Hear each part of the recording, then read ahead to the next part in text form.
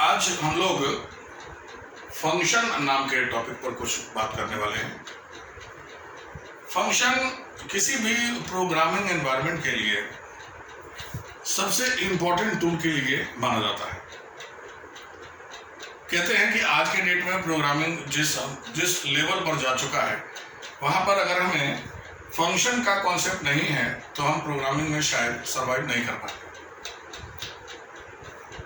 वैसे भी हमारे पास दो प्रकार का प्रोग्रामिंग कॉन्सेप्ट होता है नॉर्मली, जिसमें हम प्रोग्राम बनाते हैं। एक तो स्ट्रक्चर्ड प्रोग्रामिंग कॉन्सेप्ट है और दूसरा मॉड्यूलर प्रोग्रामिंग कॉन्सेप्ट है। मॉड्यूलर प्रोग्रामिंग को ही दरअसल फंक्शन का रूप माना गया है, यानी कि अगर आप अपने प्रोग्राम में फंक्शन का इस्तेमाल करते हैं तो आपको एक फ्रीनेस मिलता है, आपको फ्लेक्सिबिलिटी मिलती है कि आप अपने प्रोग्राम को जैसे मर्जी करें वैसे आप घुमा सकते हैं और जितने आसानी के साथ एट ईज आप अपने प्रोग्राम को एग्जीक्यूट कर सकते हैं। तो नॉर्मली हम लोग आज के डेट में किसी भी तरह के प्रोग्राम को फंक्शन से परफॉर्म करने में ज़्यादा कंफर्टेबल महसूस करते हैं। इसी वजह से आज का जो कॉन्सेप्ट है वो है फंक्शन। तो फंक्शन बेसिकली अगर डिफाइन करने के लिए कहा जाए तो कहा जाता है कि function is nothing but a set of activities. Set of activities का मतलब क्या हुआ? सेट ऑफ एक्टिविटीज बोलते हैं कि अगर हमने एक से ज़्यादा स्टेटमेंट्स किसी पर्टिकुलर काम के लिए इस्तेमाल करने हो, एग्जीक्यूट करने हो, तो वहाँ पर हम सारे स्टेटमेंट्स को अलग अलग अगर बताएंगे तो उसमें दिक्कत भी हो सकता है। बार बार रिपीटेशन अगर हो रहा है तो उसमें कोई स्टेटमेंट छूट सकता है, एरर हो सकता है, ओवरलैपिंग हो सकता है, या ज़रूरत से ज़्यादा बार इस्तेमाल कर लिया जाना भी हो सकता है।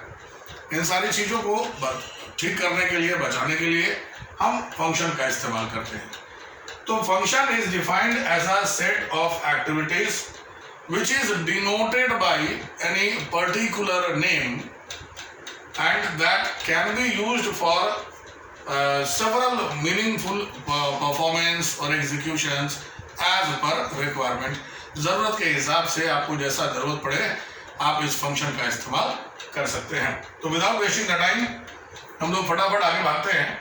तो हमने जान लिया कि फंक्शन क्या है, that is a set of activities. और इस फंक्शन को अगर ब्रॉडली देखा जाए तो फंक्शन को दो भागों में बांट दिया गया है। दो प्रकार का फंक्शन है। एक तो हमारे पास लाइब्रेरी फंक्शन होता है ना, और दूसरा हमारे पास यूजर डिफाइंड फंक्शन होता है। देखिएगा ध्यान से, तो लाइब्रेरी फंक्शन उन फंक्शंस को बोलते हैं जो पहले से हमारे सिस्टम में बना करके रखे गए। They are predefined. Predefined का मतलब कि ये पहले से बन चुके हैं और अब आप इसमें किसी तरह का कोई मॉडिफिकेशन नहीं कर सकते। मॉडिफिकेशन नहीं कर सकने का क्या मतलब है भाई? आप उसको यूज कर सक रहे हैं। जैसे फॉर इंस्टांस मान लीजिए कि आप अभी क्लास में आए या क्लास में बैठे, अब ऐसे क्लास के दौरान में आपके पास जो दीवार या जो फैंस लगे हुए हैं, जो एसी लगे हुए हैं, जो आपका डेस्क बेंच है, तो आप इसका यूज कर रहे हैं, लेकिन आप इसको अपने हिसाब से चेंज नहीं कर सकते। आप ये नहीं बोल सकते कि ये पंखा यहाँ अच्छा नहीं लग रहा है, इसको हम यहाँ पर लगाएंगे, राइट? तो modification is never possible, but the thing is you can use as per requirement. तो लाइब्रेरी फंक्शन हमारे पास पहले से बना हुआ है और हम लोगों ने इसे आज तक बहुत सारा यूज भी कर रखा है। जैसे आपने एक फंक्शन यूज किया होगा, स्कैनफ यूज किया है, तो this is the library function. फिर एक फंक्शन आपने यूज किया होगा printf, this is also library function. बोले सर यहाँ पर एक चीज नहीं समझ में आ रहा है कि ये फंक्शन तो आप लिख रहे हैं, लेकिन उसके बाद एक पेयर ऑफ ब्रेस, ये जो पैरेंथेसिस लगा देते हैं, ये क्या है? पेयर ऑफ ब्रैकेट जो हमने लगाया है, दरअसल इसको पैरेंथेसिस बोलते हैं। और हमारे सी लैंग्वेज में या नॉर्मली किसी भी इन्वायरमेंट की बात करें अगर हम, तो नॉर्मल कमांड्स, स्टेटमेंट्स और फंक्शंस में अंतर होना चाहिए। तो हाउ टू रिकॉग्नाइज, कैसे पहचानोगे कि ये फंक्शन है या ये कमांड है या ये वर्ड है? तो फंक्शंस के साथ में लगा दिया गया ये पैरेंथेसिस। और जब लाइब्रेरी फंक्शन में है तो निश्चितन तौर पर ये सारे फंक्शंस में होंगे। अब यहाँ पर देखिएगा दूसरा वर्ड जो बोल रहा है यूजर डिफाइंड फंक्शन। ये क्या लिखा है भाई? ये एफएम नहीं है, एफएन है। एफएन शॉर्ट फॉर्म में FN, फंक्शन का शॉर्ट फॉर्म FN। तो कहीं भी अगर FN लिखा हुआ रहे तो समझिएगा कि वहां फंक्शन की बात कही जा रही है। तो यूजर डिफाइंड एक विशेष प्रकार के फंक्शन है जिसको यूजर बनाता है। बोले क्यों? क्यों बनाएगा यूजर? हमारे पास लाइब्रेरी फंक्शन है। भाई लाइब्रेरी फंक्शन है, लेकिन ये सारे काम को कर देगा, हर तरह का एग्जीक्यूशन कर देगा, ऐसा तो जरूरी नहीं है। तो जब ऐसा जरूरी नहीं है और हमको अपने हिसाब से कुछ काम करने की आवश्यकता होगी, तो वहां पर हमको भी फ्लेक्सिबिलिटी होना चाहिए कि हम अपना कोई फंक्शन बना सकें। इस वजह से आपको सेकंड जो टाइप बताया गया वो है यूजर डिफाइंड फंक्शन। तो इस यूजर डिफाइंड फंक्शन में यूजर अपने हिसाब से कोई एक फंक्शन बना सकता है और इस फंक्शन का निश्चितन तौर पर उसको कोई ना कोई नाम देना पड़ेगा।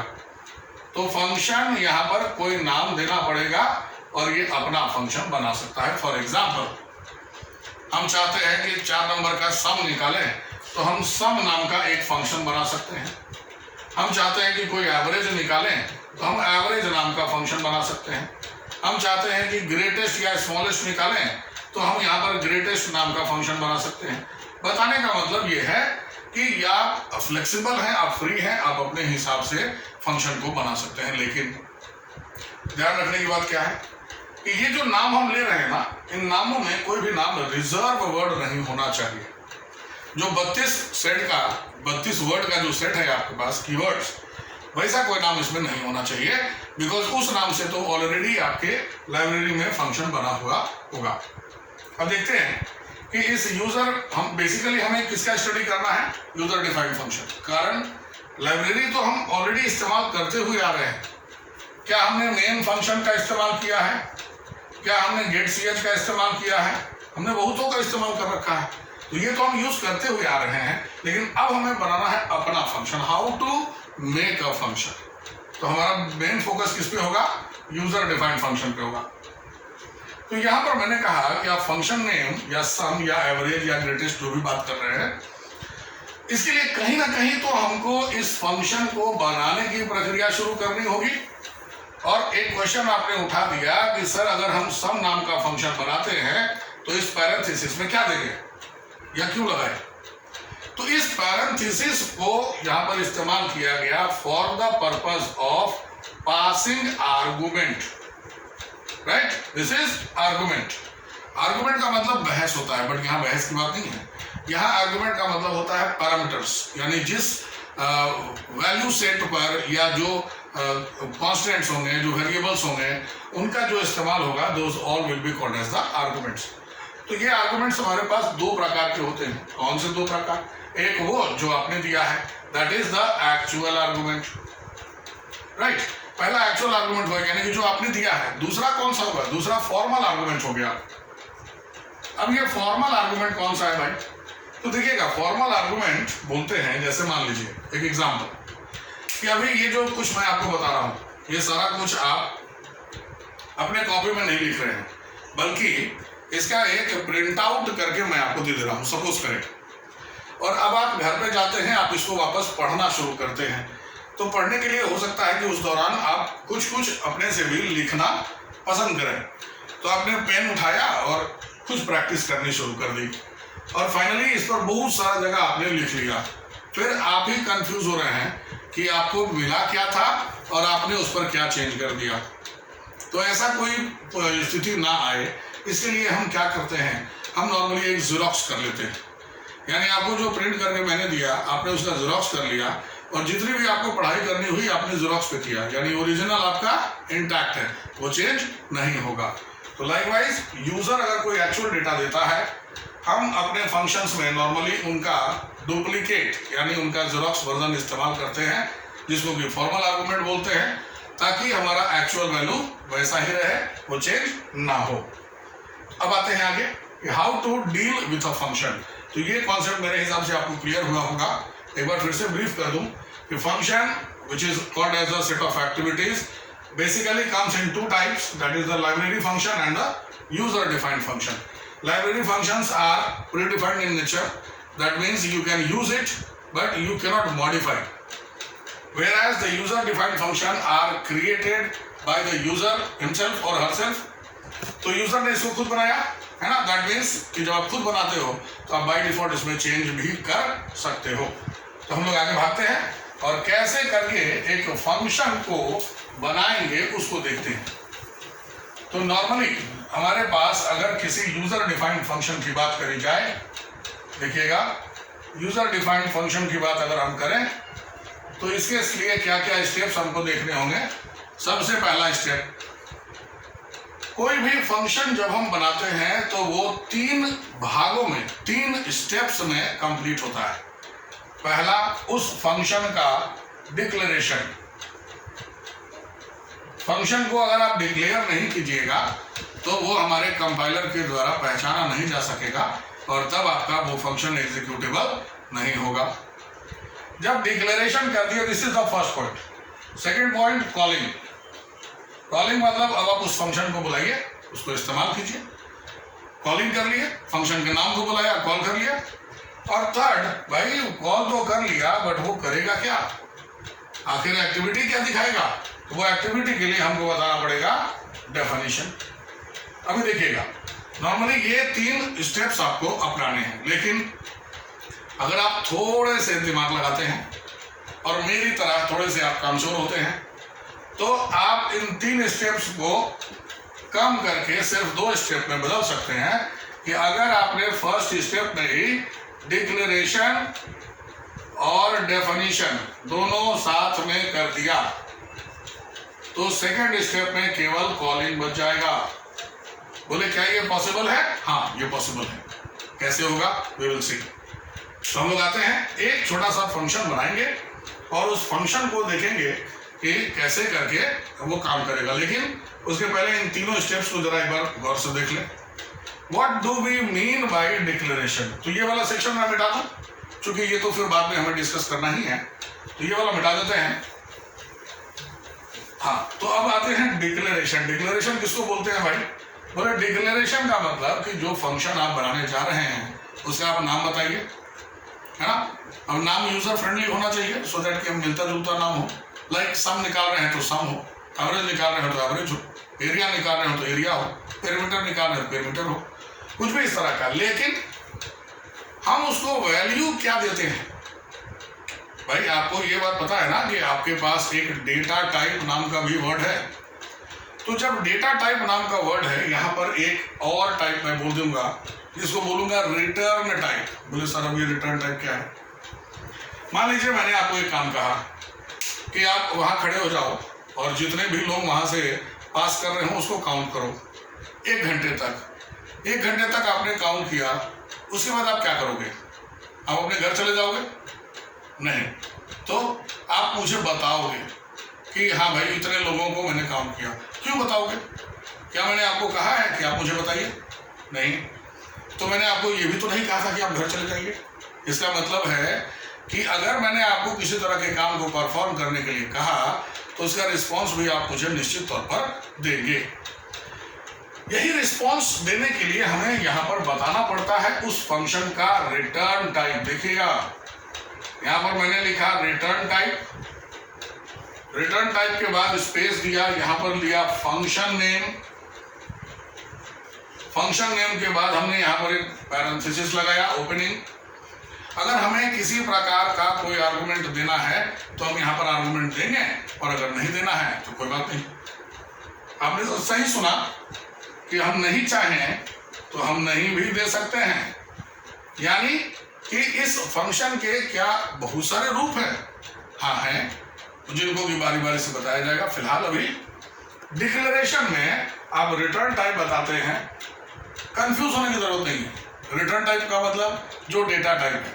जैसे आप एक फंक्शन बना रहे हैं 3 नंबर का सम निकालने के लिए, तो तीनों नंबर कैसे हैं? या तो इंटीजर होगा, या तो फ्लोट होगा, या तो डबल होगा, लॉन्ग होगा, कुछ भी होगा। तो जिस तरह का डेटा आपने दिया है रिजल्ट भी तो आपको वैसा ही चाहिए। अगर 3 इंटीजर दिए हैं तो 3 इंटीजर का सम भी इंटीजर ही होना चाहिए। तो जो रिजल्ट आपको मिलता है उसका डेटा टाइप आपको यहाँ पर बताना है। अब एक कॉमन एग्जांपल के तौर पर बोले तो अगर मान लीजिए कि फंक्शन नेम सम है, सपोज करें, और ये आर्गुमेंट 3 नंबर है, तो वो आर्गुमेंट हो सकता है ए कॉमा बी कॉमा सी। अब इन तीनों का सम करेगा। भाई हमने ए प्लस बी प्लस सी नहीं बोला है, फंक्शन बताया है, इसका मतलब बाद में कभी बताएंगे कि कैसे होगा। लेकिन ये जो सम निकाल लेगा वो हमको रिटर्न क्या करेगा? बोले रिटर्न करने के लिए अगर हमने लिखा है इंट, तो ये इंटीजर वैल्यू रिटर्न करेगा। तो आपका ये जो डेटा है ये कैसा है? बोले सर ये भी तो इंट है, यानी ये कैसा होगा? INT A, INT B, INT C। तो इसने हमको रिटर्न में वैल्यू क्या दे दिया? INT सम। तो सम नाम का जो वेरिएबल है उसके साथ में कौन कौन आर्गुमेंट? A, B और C। तो ये बन गया सम नाम का फंक्शन, और इसका जो वैल्यू रिटर्न होकर के आएगा वो कैसा टाइप का होगा? इंटीजर टाइप का। क्लियर? ये जो मैंने किया है दरअसल यही कॉलिंग कहलाता है। इस कॉलिंग के समय हमको इंट लिखने की जरूरत नहीं पड़ती, क्योंकि ये तो हम ऑलरेडी डिक्लेयर कर चुके हैं। तो कॉलिंग में सिर्फ और सिर्फ इतना दूर अगर हम लिखेंगे तो हमारा कॉलिंग हो जाएगा, यानी कि उस फंक्शन नाम को बुलाएंगे, जहां पर भी वो बना हुआ होगा वहां पर जाएगा, वहां से जाके उनको एक्टिवेट करेगा, एग्जीक्यूट करेगा और रिजल्ट आएगा। बोले सर सब कुछ हो गया, तो फिर डेफिनेशन किस बात का? बोले डेफिनेशन इसलिए कि सम को कंपाइलर नहीं पहचानता कि यह क्या काम करेगा, जोड़ेगा कि घटाएगा, मल्टीप्लाई करेगा, कंपाइलर को नहीं मालूम। कंपाइलर को मालूम कि इस नाम का कोई सम डिफाइन किया गया है फंक्शन के तौर पे, तो इसका कोई ना कोई बॉडी होगा, वही बॉडी को बनाना डेफिनेशन में कहा जाता है। तो इस डेफिनेशन के समय में भी हमको वही बताना पड़ेगा, रिटर्न टाइप के बाद फंक्शन नेम के बाद जो आर्गुमेंट्स हैं, और यहां पर विद इन कर्ली ब्रेसेस हम उसकी बॉडी डिफाइन करेंगे कि कैसे करके वो कैलकुलेट कर रहा है या कैसे करके परफॉर्म कर रहा है। अभी अगर आपको दिक्कत हो रही है ना, मैं अगला जो क्वेश्चन बनाऊंगा एक एग्जांपल के तौर पे, तो आई एम डैम श्योर कि आपको क्लियर हो जाएगा, इसलिए परेशान नहीं होना है। तो देखिए फंक्शन के साथ में पहला स्टेप क्या? डिक्लेरेशन। ये ध्यान रखेंगे, जब मैं क्वेश्चन बनाऊंगा तो आपसे पूछूंगा, आप मुझे केवल नाम बताते जाएंगे और मैं उसका काम दिखाते चला जाऊंगा। तो फंक्शन में सबसे पहला स्टेप डिक्लेरेशन, दूसरा स्टेप कॉलिंग, तीसरा step definition. Clear it is? अब हम देखते हैं एक सिंपल सा एग्जांपल के साथ ये तीनों स्टेप हमारे लिए किस प्रकार से काम आते हैं। मैं इसको मिटाता हूं, आप एक क्वेश्चन लिखें। क्वेश्चन ये है कि you have to create a function for displaying the sum of three given numbers, यानी आपको एक प्रोग्राम बनाना है फंक्शन के थ्रू, यूजर डिफाइंड फंक्शन के थ्रू। 3 नंबर जो कि आप ही देंगे, यूजर देगा, और इस तीनों नंबर का सम हमें डिस्प्ले करना है, ये फंक्शन के थ्रू होना है। तो मैं बना रहा हूं इसको, आप देखिएगा, जहां भी दिक्कत लगे आप पूछ सकते हैं वापस, लेकिन कोशिश कीजिएगा कि दिक्कत ना हो। तो शुरुआत करते हैं, कहां से शुरुआत होगा? इसको भी मिटा देता हूं, बोर्ड का इलाका भी थोड़ा यूज हो जाएगा। यहां लिखा मैंने हैश इंक्लूड stdio.h, फिर लिखा हैश इंक्लूड conio.h। भाई देखिए, अब मैं अगर यहाँ पर आपको इससे दिक्कत है इधर ये stdio.h क्या है या conio.h क्या है, तो अभी फिलहाल बताने का समय नहीं है, लेकिन ये आप ध्यान में रखिएगा कि आपसे पूछा जा सकता है ये हैश क्या है, इंक्लूड क्या है, हैश इंक्लूड क्या है, conio.h क्या है, बट अभी नहीं। नेक्स्ट यहाँ पर मैं लिखूंगा मेन, लेकिन अब अभी तक आपने कई बार मेन के पहले वॉइड लगाया हुआ है। भाई क्यों लगाए हैं? तो जब लगाए थे आप, तो आपको बोला गया था कि जब फंक्शन पढ़िएगा तो क्लियर होगा, क्या बताया जाएगा। तो अब तो फंक्शन पढ़ रहे हैं तो क्लियर होना चाहिए। तो वॉइड, अभी जो मैंने बताया आपको कि फंक्शन नेम के पहले रिटर्न टाइप लगाते हैं, तो वॉइड अगर हम लगाते हैं इसका मतलब कि हमारा प्रोग्राम हमको कुछ भी रिटर्न नहीं करेगा। हमारा वो फंक्शन जो हम इस्तेमाल कर रहे हैं वो हमको कुछ भी रिटर्न नहीं करेगा, जितना यूजर ने कहा है डिस्प्ले कराने या काम करने उतना ही करेगा। यानी यूजर अगर डिस्प्ले के लिए नहीं बोलता है तो नहीं होगा डिस्प्ले। तो आइए चलिए आगे चलते हैं। तो हम लोग यहां पर लगाएंगे क्या, वॉइड मेन। यहां तक तो कोई समस्या नहीं होनी चाहिए। क्वेश्चन क्या है एक बार फिर से याद करते हैं। क्वेश्चन था 3 नंबर का सम आपको बनाना है। तो भाई हमने 3 स्टेप्स बताए थे। तो डिक्लेरेशन है, कॉलिंग है और डेफिनेशन है। कहाँ है?